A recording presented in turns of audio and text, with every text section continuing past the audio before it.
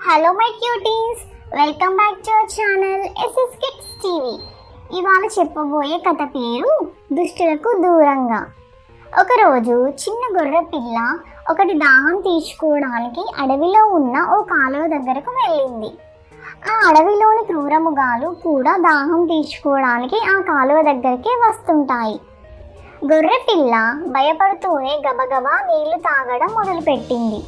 దానికంటే ముందు అక్కడకు వచ్చిన ఓ నక్క కొద్ది దూరంలో నీళ్లు తాగుతోంది.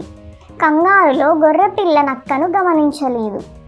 ఒంటరిగా ఉన్న గొర్రెపిల్లను చూడగానే నక్క గట్టిగా ఏయ్ ఆగు, నేను తాగే నీళ్ళని పాడవుతున్నాయి అని అరిచింది. అయ్యో నక్క మామ, నీళ్లు నీ వైపు నుంచే ఇటు పక్కకు పారుతున్నాయి. నువ్వు తాగే నీళ్లు నేనెలా పాడు చేస్తాను అని అమాయకంగా అంది గొర్రెపిల్ల. ఆ మాటలు నిజమే, కానీ అది తప్పు ఒప్పుకోవడానికి నక్క సిద్ధంగా లేదు. నాతో వాదించడానికి నీకు ఎంత ధైర్యం? ఓహో, ఏడాది కిందట నాతో గొడవ పెట్టుకున్న గొర్రెపిల్లవు నువ్వే కదూ అని చెప్పింది గొర్రెపిల్ల. ఆ మాటలతో నక్కకి పట్టలేనంత కోపం వచ్చింది.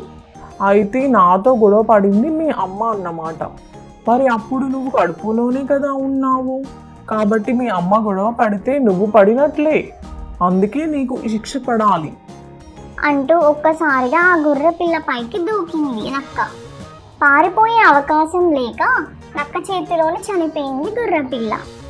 ఈ కథ యొక్క నీతి ఏంటంటే పిల్లలు, మూర్ఖులు దుష్టులతో అనవసర ప్రసంగాలు చేయకూడదు, వారికి వీలైనంత దూరంగా ఉండాలి అని ఈ కథ యొక్క నీతి.